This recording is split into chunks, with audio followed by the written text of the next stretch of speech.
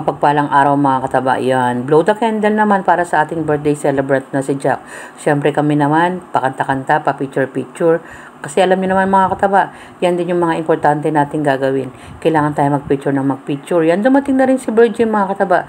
Yung matagal na rin namin kasama. Alam niyo ba, yung una naming lakad, hindi siya nakasama eh. Pero diyang sa araw na yan, nakasama siya. Kaya tuwan-tuwa kami. Dahil ang dami namin dyan. Yung mga kaibigan namin ng mga hindi na namin nakikita, hindi namin nakakasama. Through communication na lang sa chat mga kataba. Dumating na si Virgie at yung iba naman meron pang iniintay. So ganyan yung mangyayari dyan mga kataba. Nakakatuwa nga dahil yung time na yan napakarami namin para sa birthday ni Jack. At yung mga ginagawa namin, nagkukwentuhan, kumakain, yan mga kataba. Yan yung mga memories na hindi na natin maibabalik. Kaya dapat nating sulitin. O meron pang live band, di ba? Kumakanta, kumakain, sumasayaw. Ganun kasi yung hard rock sa mga ganyang panahon mga kataba. At nagkataon naman weekend yan. Kaya marami ring tao. Mentres na gumagabi, mas dumadaming tao mga kataba. At yun namang mga kasama namin dyan sa mesa mga kataba, nakakatuwa na sumasayaw din. Sabi ko nga, tignan natin kung gaano katagal yung mga senior na yan. Pero hindi yun mga kataba. Yung kasing oras, hindi mo basta-basta mamamalayan kung game na game ka. O, kita mo, di ba? Sumasayaw, game lang lahat. Walang KJ mga kataba. Alam niyo ba si Mama Taba, kung hindi lang talaga may kasamang, alam niyo naman, yung asthma, yan. Talagang hindi rin ako magpapatalo dyan kahit parehas na kaliwa yung paa natin. Kasi hindi naman tinitignan dyan kung kaliwa yung paa mo eh. Ang tinitignan dyan, maging masaya ka lang. Meron namang sinusundan eh. Meron namang DI di ba? Susunod ka lang dun sa sumasayaw at talagang hindi ka naman basta-basta magpapahuli. Siyempre, hindi naman halata eh. Kasi ako naman, pupwesto lang tayo sa likod, panglikod lang tayo. Ang importante, makisama tayo. Tingnan nyo mga kataba, lahat naman nakikinig. At yung mga pinapatugtog ng live band parang nakaano pa sa amin ng puro mga old song.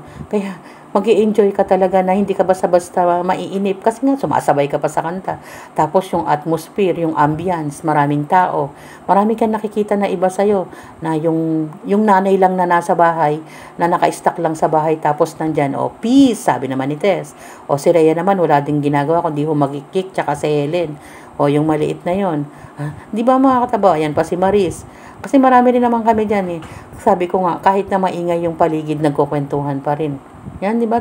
Tingnan nyo naman yung area mga kataba. Kaya nga sabi ko, bago sa paningin ko yan, yung mga nakalagay na mga paintings dyan. Kaya nga sabi ko na pag gumagala kami, iba yung mga nangyayari na hindi namin na-experience.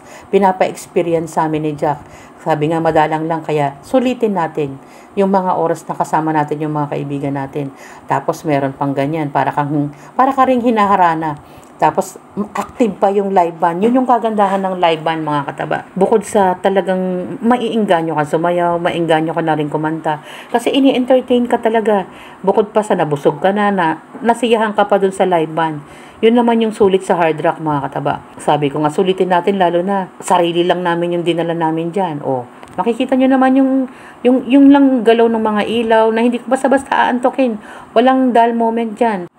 Kung hindi nga lang magiging issue yung music mga kataba, pinaparinig ko sa inyo yung mga ganda ng mga pinapatugtog Yan, dumating din si Sandra, kasama si Arnie. Alam nyo ba mga kataba, yung dalawang dumating, matagal pa kami bago ma-recall namin yung mga isa't isa.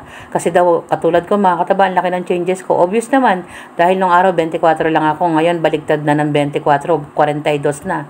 Tapos kasi nagkaroon na ng edad, mga nagsitanda na, pero makikita mo pa rin na pag nag-reminisce ka at na-recall mo yung tao na, ay oo nga pala, no? Tapos sasabihin mo, medyo tumaba ka. Hindi nga. Magkaiba yung medyo talaga dun sa naging dambuhala. Di ba mga kataba? O yan, sayo-sayo na naman. Ang nakakatuwa dyan, alam nyo ba si Sandra mga kataba? Kadarating lang yan galing ng Japan. Pero dumating siya sa birthday ni Jack. Di ba ma-appreciate mo siya kasi hindi niya ininda yung pagod, yung jet lag. Kadarating niya lang pero sumama siya sa amin. Kaya nga sobrang pasalamat namin sa kanila. Si Sandra, si Arnie, o yung nasa gitna na yan mga kataba, sumasayaw na agad yan. Maiisip mo ba na galing siya sa biyahe, na pagod siya? Walang pagod-pagod kasi yung ngiti niya hindi mo matutumbasan. At yung kwentuhan, kulang nga yung isang araw na magkakasama kami mga kataba kasi pagkatapos namin dyan, parang ayaw na namin maghiwa-hiwalay. Yun yung may birthday, busy din sa pagsisend ng mga video. Kasi siya yung halos na nagbibideo. Saan ka ba naman nakakita may birthday na, siya yung nagbibideo, siya yung kumukuha ng picture, siya yung nag-i-store lahat. Ganun yung niya, yung role niya dyan. Di ba? Oh, yung mga yan, sa dami ng mga tao na yan habang gumagabi pa nga, parang tinatanong pa kung yung mga walang upuan, wala nang uupo kasi nga siguro meron pang gustong pumasok. No, ganun yung sa Hard Rock mga kataba. Napakasaya ng area na yan. Kaya nga sabi ko, pag hindi ka sanay sa maingay, itulog mo na lang. Pero pag yung gusto mo talagang mag-unwind, maganda talaga sa Hard Rock mga kataba. Hindi mo mamamalayan yung oras, kasi lalo na kasama mo yung mga kaibigan mo. At masusulit talaga yung pagsasama-sama nyo, lalo na sa mga special na okasyon, tulad nung birthday ng kaibigan namin si Jack. Kaya nga sobrang pasasalamat namin sa kanya. At sobrang nag-enjoy kami talaga. Salamat mga kataba!